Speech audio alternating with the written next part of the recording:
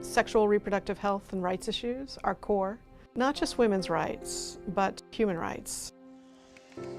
Everybody should have access to information, to services, to supplies.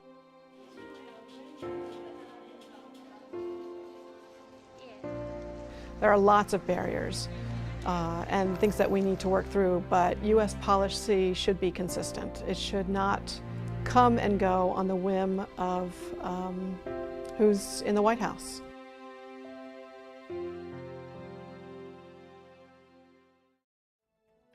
The Global Gag Rule is an executive branch policy that conditions the receipt of U.S. family planning assistance by foreign non-governmental organizations on their agreement not to provide abortion service, counsel or refer for abortion or advocate for abortion, even if they do so with their own non-U.S. government funds. So it is not a condition on how they spend U.S. money. It's a condition on how they spend their own money to be eligible for U.S. family planning assistance.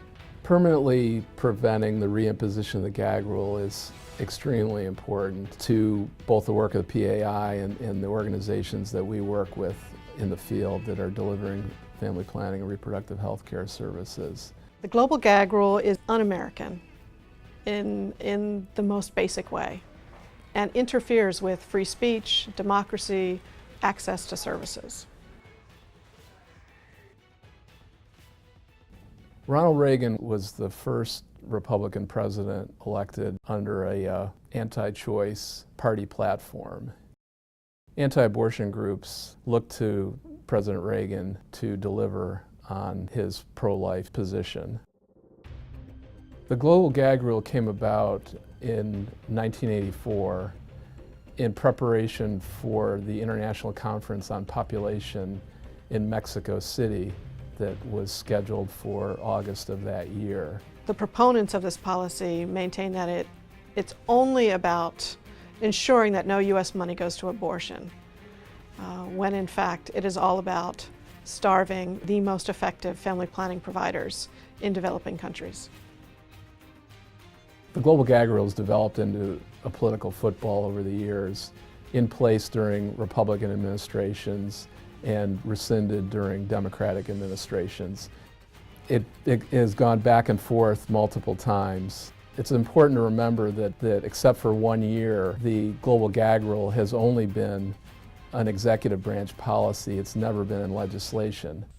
There is no evidence that it ever reduced abortion. The 2 times that it has been in effect, there's absolutely no evidence. What there is evidence of is that it impacted access to family planning services. When clinics on the ground lose family planning funding and technical support and contraceptives, everything is impacted, the clients most of all.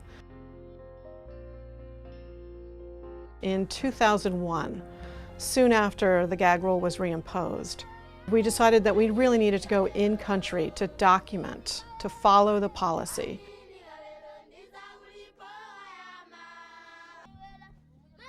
So Access Denied is the report and the film that came out of the Global Gag Rule Impact Project. In Ethiopia, we visited one clinic where they had just curtailed their expansion plans. They weren't able to hire doctors and nurses after the loss of funds. They weren't sure where they were going to get contraceptives from.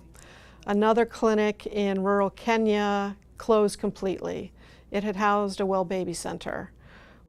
And in fact, it was Ghana where we got the best evidence in terms of how the gag rule did not reduce abortion. In fact, clinics in Ghana could report an increase in providing post-abortion care services, which meant that women were coming in, they weren't able to prevent unwanted pregnancy, unintended pregnancy. They came in for post-abortion care. There continues to be confusion about how the Global Gag Rule relates to other U.S. laws and policies. And in fact, I think probably in some corner of the world there are people that probably think that the gag rule is still in place. But fortunately for the last several years under the Obama administration, it has been rescinded.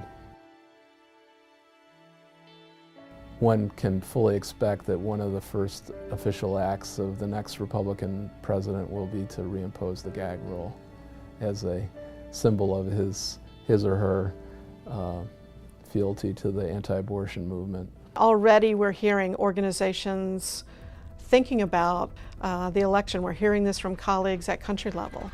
So there is a real concern because you just don't know.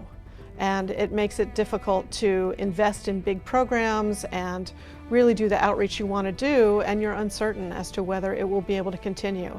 For a policy such as the Global Gag Rule to be placed on U.S. assistance, it really interferes with U.S. ability to lead in this critical area. It really goes against and undermines our own position in the world.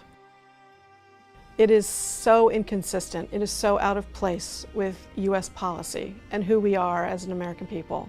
It goes against everything that we stand for.